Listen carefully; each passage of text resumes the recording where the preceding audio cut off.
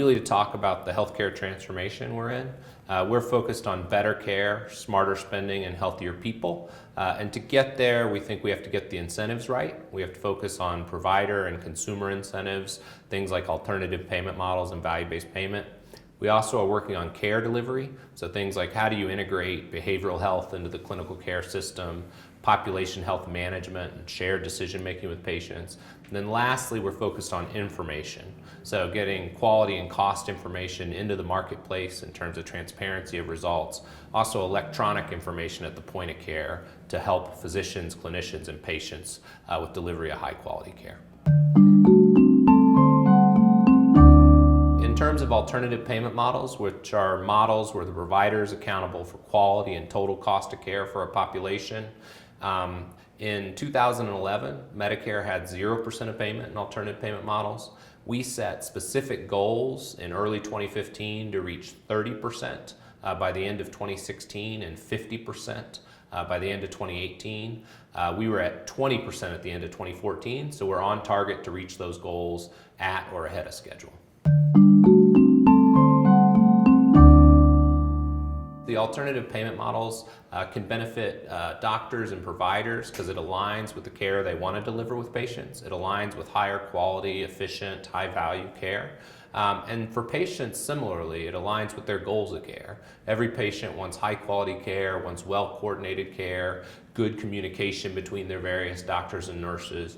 And these alternative payment models foster care coordination and higher quality care and better patient experience. In terms of the nation first, and then we'll talk about Utah, we're making strong progress towards the alternative payment model goals. We were at 0% in 2011, 20% at the end of 2014. We're on track to reach those goals. We're also seeing dramatic improvements in quality and safety across the country, so improving on 95% of our quality measures in CMS programs. In terms of safety, 17% reduction in patient harm nationally, which translates into 50,000 lives saved, 1.3 million injuries and adverse events and infections avoided, $12 billion in cost savings. In Utah, Intermountain is seen as a leader both in Utah and nationally in terms of high value care delivery. In Utah, we have accountable care organizations, we've got healthcare innovation awards, we've also got a state innovation model in Utah where the state's focused on better care, smarter spending, and healthier people for the population of the state.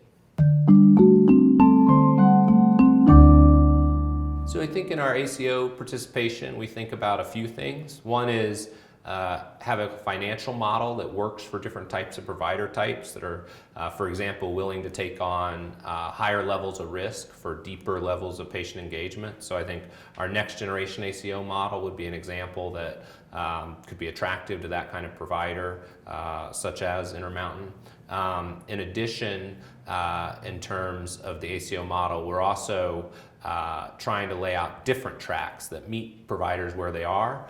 Lastly, we've made investments in smaller physician-led ACOs and rural ACOs because we know accountable care organizations and those that are either smaller or physician-led or rural often need some upfront capital investment to succeed. I think both in our primary care models and our accountable care organization models, a few key issues that we need to address to encourage participation. One is capital in the form of population-based payments going into the practice to replace that fee-for-service revenue and allow them to move to more of a higher level of care management and care coordination. Two is working with private payers, so the public and private payer efforts are aligned. And then the third area I'd call out is also underneath that alignment that we're focusing on similar quality measures that are meaningful to the physicians and the patients in the care model. In terms of our alternative payment models and accountable care organization models, we're actually seeing the quality performance on average be above fee-for-service. So on the quality measures, ACOs performed above fee-for-service and published benchmarks, and then improved significantly over the last 2 years. And then in terms of patient experience, similarly, we're seeing the patient experience actually above the patient experience in fee-for-service. You know, obviously there's variability both in ACOs and in fee-for-service environments, but overall we're seeing that accountable care organizations and other alternative payment models are effectively delivering higher quality of care and better patient experience. So I'll give a few examples. We have ACOs, for example, that do active medication management with the patients in their ACO, so really making sure that the patients are taking the appropriate medications to prevent hospitalizations. You have ACOs that, for their sickest patients, have care coordinators, so for example, nurse care managers that help coordinate the care for that patient, keep them from being admitted to the hospital or having to go to the emergency room. You know, I think another key theme we're seeing a lot of is a real effective linkage with primary care, a really robust primary care network that's focused on that whole patient panel and making sure from a population health management standpoint they get the services they need to prevent disease or hospitalizations. I think we're in a period of rapid healthcare transformation and improvement.